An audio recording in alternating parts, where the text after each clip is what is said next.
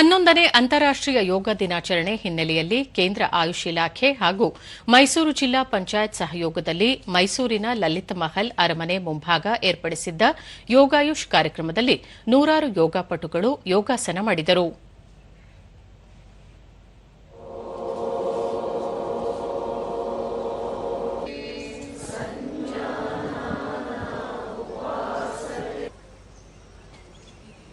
ಮತ್ತೊಮ್ಮೆ ಉಸಿರಿನ ಹೊರಹಾಕುತ್ತಾ ಗದ್ದದ ಭಾಗವನ್ನು ಎದೆಗೆ ಕುತ್ತಿಗೆಯ ಭಾಗವನ್ನು ಬಲಗಿವಿಯಿಂದ ಬಲ ಭುಜದ ಸಮಾನಾಂತರಕ್ಕೆ ಎರಡು ಹಸ್ತಗಳು ಒತ್ತಬೇಡ.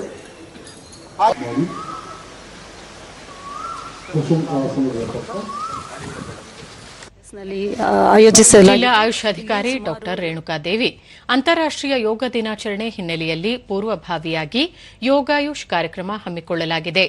ಮುಂದಿನ ದಿನಗಳಲ್ಲಿ ಮತ್ತಷ್ಟು ಪೂರ್ವಭಾವಿ ಯೋಗ ಕಾರ್ಯಕ್ರಮಗಳನ್ನು ಹಮ್ಮಿಕೊಂಡು ಅಂತಾರಾಷ್ಟ್ರೀಯ ಯೋಗ ದಿನಾಚರಣೆಯನ್ನು ಯಶಸ್ವಿಗೊಳಿಸುವುದೇ ಈ ಕಾರ್ಯಕ್ರಮದ ಮೂಲ ಉದ್ದೇಶವಾಗಿದೆ ಎಂದು ತಿಳಿಸಿದರು. ಕಾಮನ್ ಯೋಗ ಪ್ರೋಟೋಕಾಲ್ನನ್ನು ಅಭ್ಯಾಸ ಮಾಡ್ತಾ ಇದ್ದೇವೆ. ಇದೇ ರೀತಿ ನಮ್ಮಲ್ಲಿ ಆಯುಷ್ ಇಲಾಖೆಯಿಂದ ಅನೇಕ ಪೂರ್ವಭಾವಿಯಾಗಿ ಪ್ರೀ ಇವೆಂಟ್ ಕಾರ್ಯಕ್ರಮಗಳನ್ನು ಆಯೋಜಿಸಿದ್ದೇವೆ. ಮೈಸೂರು ಯೋಗ ಸಂಸ್ಥೆಯ ಉಪಾಧ್ಯಕ್ಷ ಪಶುಪತಿ ಕೇಂದ್ರ ಯೋಗಾಯುಷ್ ಇಲಾಖೆಯ ನಿಯಮಗಳನ್ನು ಎಲ್ಲರೂ ಪಾಲಿಸಿ ಯೋಗಾಸನ ಮಾಡಿ ಅಂತಾರಾಷ್ಟ್ರೀಯ ಯೋಗ ದಿನಾಚರಣೆಯನ್ನು ಯಶಸ್ವಿಗೊಳಿಸಬೇಕು ಎಂದರು.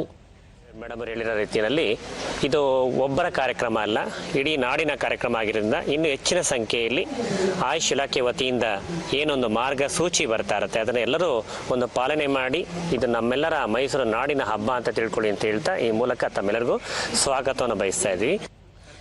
ಯೋಗ ಶಿಕ್ಷಕಿ ರಜನಿ ಯೋಗ ಮಾಡುವುದರಿಂದ ದೇಹ ಹಾಗೂ ಮನಸ್ಸು ಸಮತೋಲನದಲ್ಲಿಟ್ಟುಕೊಳ್ಳಲು ಸಾಧ್ಯ ಎಂದರು. ಅಂಗಾಂಗಗಳಿಗೆ ವ್ಯಾಯಾಮ ಆದಾಗ ತುಂಬ ಫ್ರೀ ಆಗುತ್ತೆ. ನಮ್ಮ ದೇಹದಲ್ಲಿರುವಂಥ ಎಲ್ಲ ಅಂಗಾಂಗಗಳಿಗೂ ನರನಾಡಿಗಳಿಗೂ ತುಂಬ ಎಕ್ಸಸೈಸ್ ಆಗುತ್ತೆ. ಯೋಗ ಶಿಕ್ಷಕ ಶ್ರೀಶೈಲ ಯೋಗದಿಂದ ಉತ್ತಮ ಜೀವನ ರೂಪಿಸಿಕೊಳ್ಳಲು ಸಾಧ್ಯ. ಎಲ್ಲರೂ ಯೋಗವನ್ನು ಅಳವಡಿಸಿಕೊಂಡರೆ ರೋಗದಿಂದ ದೂರವಿದ್ದು ಸಮತೋಲನದ ಜೀವನ ನಡೆಸಲು ಸಾಧ್ಯ ಎಂದು ಅಭಿಪ್ರಾಯಪಟ್ಟರು. ಶ್ರೀ ಪತಂಜಲಿ ಯೋಗ ಶಿಕ್ಷಣ ಸಮಿತಿ ನಮಗೆ ಸುಮಾರು 45 ವರ್ಷದಿಂದ ಉಚಿತವಾದ ಅಭ್ಯಾಸವನ್ನು ಮಾಡಿಕೊಡ್ತಾ ಇದೆ.